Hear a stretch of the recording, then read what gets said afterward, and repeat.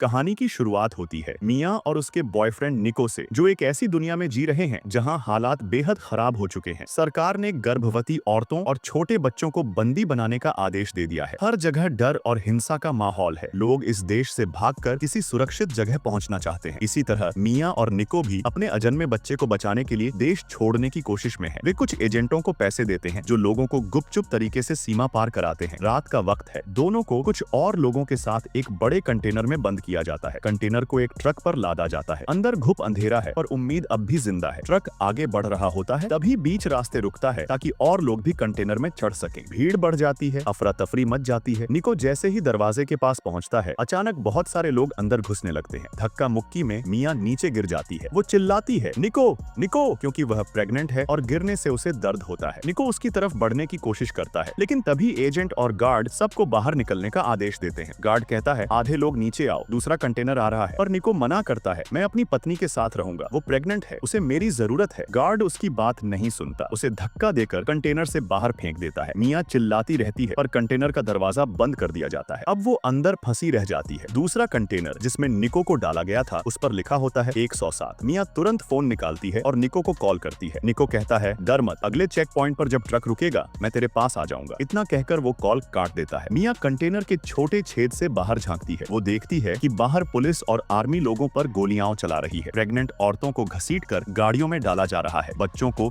उनके परिवारों से अलग किया जा रहा है। ये देखकर मिया की आंखों में आंसू आ जाते हैं, क्योंकि सरकार पहले ही उसकी एक बच्ची उससे छीन चुकी थी। वो दर्द अब भी जिंदा था और शायद इसी दर्द ने उसे देश छोड़ने के लिए मजबूर किया था। कुछ देर बाद दोनों ट्रक पोर्ट के गेट पर पहुंचते हैं। पुलिस का चेक पॉइंट लगा हुआ है। जिस ट्रक में मिया है, उसे एक गंजे ऑफिसर, टकले अफसर द्वारा रोक लिया जाता है। उसे शक होता है कि इस कंटेनर में इंसान छिपे हुए हैं। वो अपने गार्ड से कहता है, कंटेनर खोलो। गार्ड्स जब दरवाजा खोलते हैं तो उन्हें बस कुछ बॉक्स और सामान नजर आता है, और ऑफिसर को संतोष नहीं होता। वो टॉर्च लेकर अंदर जाता है, लेकिन आगे कुछ दिखाई नहीं देता। असल में सभी लोग कंटेनर के सबसे आगे छिपे होते हैं और उनके सामने एक बड़ी चादर और बक्सों की परत लगा दी गई होती है। ऑफिसर बाहर निकलकर कहता है, गोली चलाओ। गार्ड्स गोली चलाते हैं और जब कंटेनर की दीवार में छेद होता है तो उसे यकीन हो जाता है कि अंदर कुछ है। वो दोबारा अंदर जाता है और चिल्लाता है, सब बाहर आ जाओ, मैं जानता हूँ तुम अंदर छिपे हो, मैं तुम्हें नुकसान नहीं पहुंचाऊंगा, मुझे पता है तुम इस देश की क्रूर सरकार से भाग रहे हो। पर मिया को उस पर भरोसा नहीं होता। वो बॉक्सों के ऊपर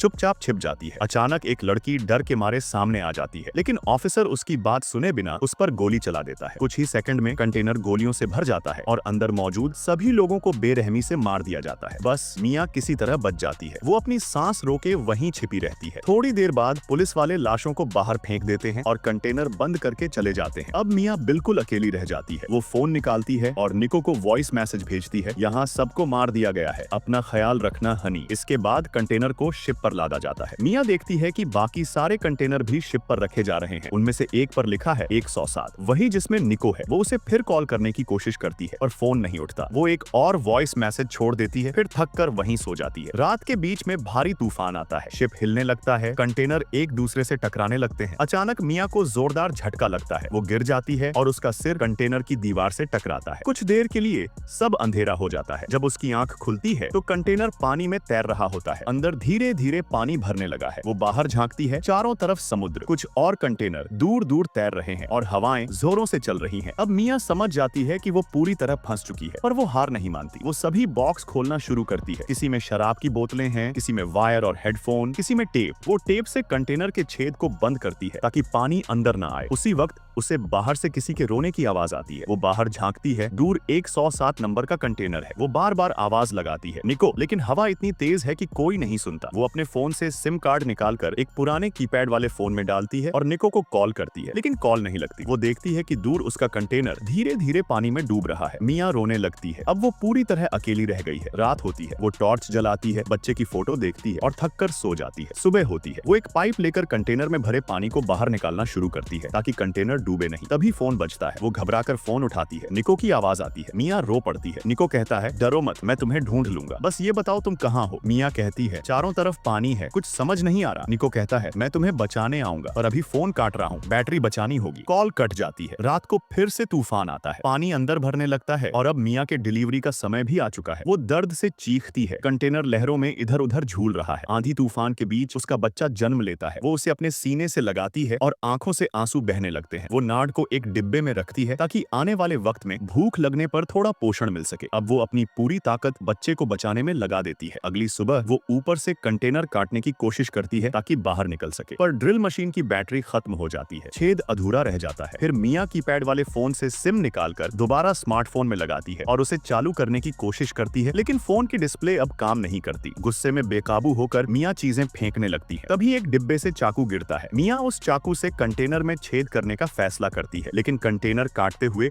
उसके हाथ बुरी तरह जख्मी हो जाते हैं। इस वजह से उस दिन भी मियाँ कंटेनर से बाहर निकलने का रास्ता नहीं बना पाती। रात होने पर मियाँ को भूख लगती है, लेकिन उसके पास खाने को कुछ भी नहीं बचा था। तभी उसे याद आता है कि डिलीवरी के दौरान जिस डिब्बे में बच्चे की नाड़ा रखी थी वो अब भी वहीं है। मजबूरी में मियाँ वहीं खाकर पेट भरती है और अगले दिन फिर से चाकू लेकर लग जाती है, लेकिन तभी चाकू का आगे का हिस्सा टूटकर कंटेनर के बाहर गिर जाता है। मियाँ हार नहीं मानती। वो एक मोटी बेल्ट लेकर कंटेनर के आधे कट्टे हिस्से में डालती है और पूरी ताकत से खींचती है। आखिरकार कंटेनर के ऊपर एक आदमी निकल सके जितना बड़ा छेद बन जाता है। कई दिनों बाद पहली बार मियाँ अपने चेहरे पर धूप महसूस करती है। वो ऊपर आती है, अपने बच्चे को सीने से लगाए सूरज की गर्माहट में गहरी सांस लेती है। कुछ देर बाद मियाँ कंटेनर के ऊपर बैठकर आसमान में देख रही होती है कि तभी उसे ऊपर एक हवाई जहाज दिखाई देता है। वो तुरंत नीचे भागकर कंटेनर के अंदर जाती है, शीशे का एक टुकड़ा तोड़ती है ताकि रिफ्लेक्शन से जहाज को संकेत दे सके। जल्दबाजी में भागते हुए उसका पैर कंटेनर के नुकीले लोहे से कट जाता है। खून बहने लगता है, लेकिन वो रुकती नहीं। वो किसी तरह ऊपर चढ़ती है